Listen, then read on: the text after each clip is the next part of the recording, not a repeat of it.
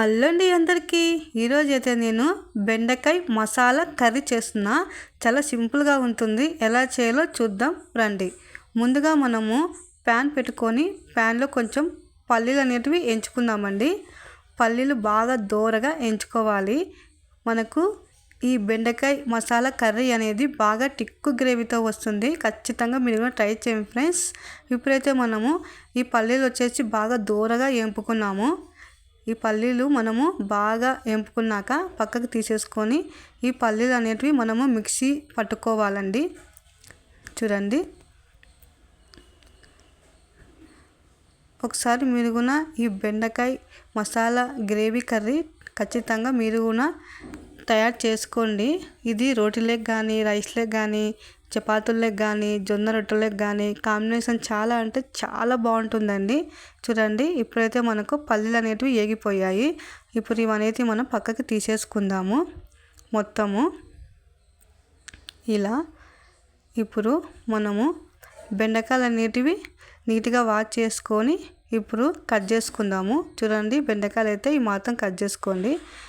బుడ్డలు అనేటివి కూడా నేను మిక్సీ అయితే పట్టేసుకున్నాను. ఇంకా పల్లీలు మిక్సీ అయితే పట్టేసుకున్నాను. ఇప్పుడు ఇంకొకసారి ప్యాన్ పెట్టుకొని అందులో ఆయిల్ వేసుకుందాము. ఆయిల్ బాగా వీటెక్కాక మనము ఆల్రెడీ కట్ చేసి పెట్టుకున్న బెండకాయలు అనేటివి దూరగా ఆయిల్లో వేయించుకుందాము.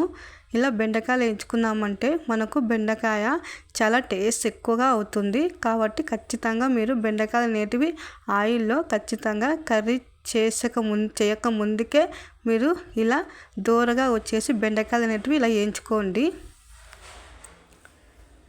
ఇలా దూరగా ఎగితే మనకు కర్రీ చాలా అంటే చాలా బాగుంటుంది.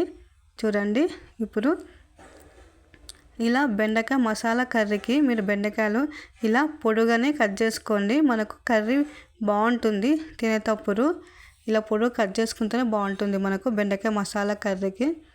ఇప్పుడు ఈ బెండకాయలు అనేటివి మనకు దోరగా ఏగిపోయాయి. ఇప్పుడు మనము ఈ బెండకాయలు అనేటివి పక్కకు తీసేసుకుందామండి. చూడండి, మనకైతే బెండకాయలు దోరగా అయితే ఆయిల్లో ఏగిపోయాయి. ఇప్పుడు మనము ఇంకా కొంచెం ఆయిల్ వేసుకొని ఇందులోకి చూడండి బెండకాయలు అయితే ఎంత బాగా వేగాయో. ఇప్పుడు మనము ఇంకా కొంచెం ఆయిల్ వేసుకొని ఆయిల్ బాగా వీటెక్కాక మనము ఆల్రెడీ కట్ చేసి పెట్టుకున్న ఒక ఉల్లిపాయ అనేది ఇందులోకి వేసేసుకుందాము. చూడండి, ఇలా ఉల్లిపాయలు అనేటివి వేసేసుకోండి. ఇలా ఒకసారి మొత్తం కలుపుకొని ఉల్లిపాయలు ఖచ్చితంగా గోల్డెన్ కలర్కి అయితే రావాలండి. అప్పుడే మనకు కర్రీ అనేది పచ్చివాసన లేకుండా బాగుంటుంది. మనకు తింటప్పుడు కర్రీ పర్ఫెక్ట్గా ఉంటుంది. ఇప్పుడు మనము ఇందులోకి కొన్ని టమోటాలు కూడా వేసుకుందాం ఇలా. ఇప్పుడు మొత్తం ఒకసారి కలుపుకొని ఇందులోకి మనము ఇప్పుడు తగినంత ఉప్పు, కారం, పసుపు అనేది మొత్తం వేసుకుందామండి. ఇప్పుడు మనము ఇందులోకి తగినంత ఉప్పు, కారం, పసుపు వేసేసుకోవాలి. కొంచెము ఇలా కరివేపాకు కూడా వేసుకోండి, మనకు బాగుంటుంది. బెండకాయ మసాలా గ్రేవీ కర్రీకి కరివేపాకు మనకు ఇలా కొంచెం దండిగా వేసుకుంటేనే బాగుంటుందండి. చూడండి, ఇప్పుడైతే మనము ఇందులోకి తగినంత కారం వచ్చేసి వేసేసుకుందాం. ఇలా తగినంత కారం, తగినంత ఉప్పు, పసుపు అన్నీ వేసుకొని మనము ఇది మొత్తం బాగా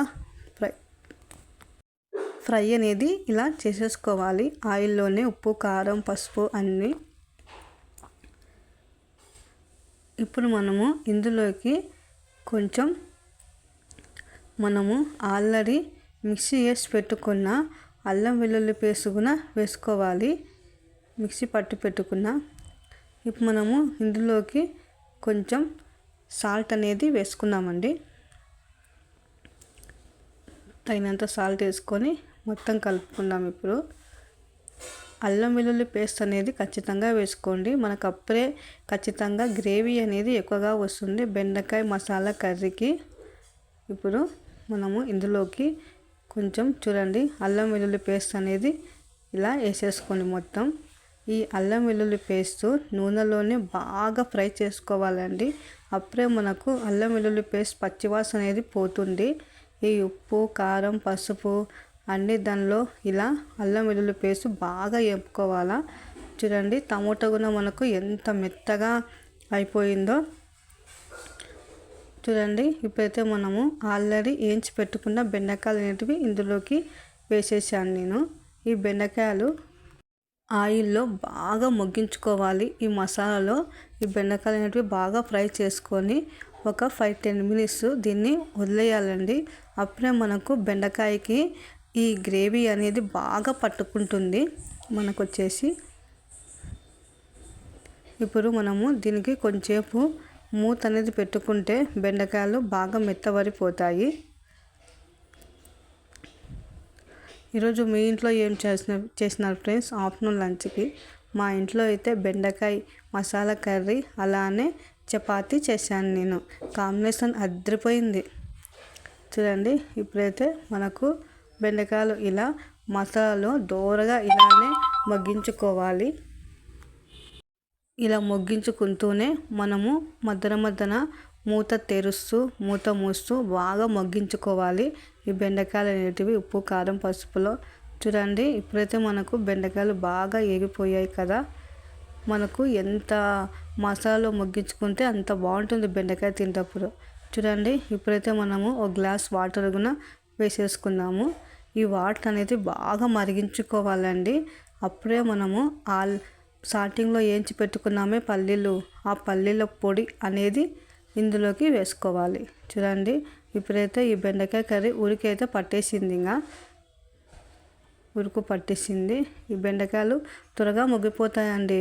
బెండకాయలు ఆల్రెడీ ఆయిల్లో వేయించుకున్నాం కాబట్టి చూడండి. ఇప్పుడైతే నేను పల్లీల పొడి అనేది ఇందులోకి మొత్తం వేసేసాను. ఇప్పుడు ఇలా మొత్తం కలుపుకుందాము.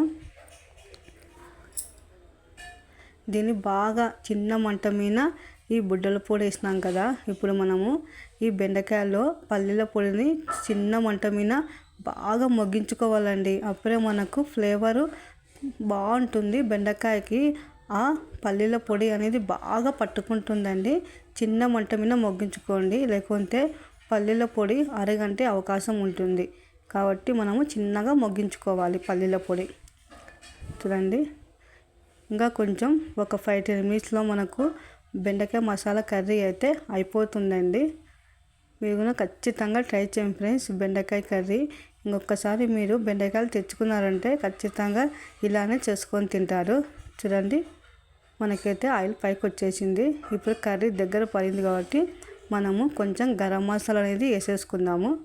ఇప్పుడు ఇలా మొత్తం కలుపుకొని ఫైనల్గా మనము కొత్తిమీర వేసేసుకుంటే బెండకాయ మసాలా కర్రీ మనకు తయారైపోతుంది. ఇంకా చూడండి ఎంత బాగుందో కర్రీ. మీరు ఖచ్చితంగా ట్రై చేసి మీకు ఎలా వచ్చిందో కామెంట్ చేయండి ఫ్రెండ్స్. ఇప్పుడైతే మనం ఇందులోకి కొంచెం కొత్తిమీర అనేది వేసేసుకుందాం. ఇంకా కొత్తిమీర వేసేసుకుంటే మనకు కర్రీ అయిపోయింది. అంతే అండి, ఎంతో రుచికరమైన బెండకాయ మసాలా కర్రీ తయారైపోయింది. మీరు కూడా ఖచ్చితంగా ట్రై చేసి కామెంట్ చేయండి ఫ్రెండ్స్. ఓకే మరి బాయ్.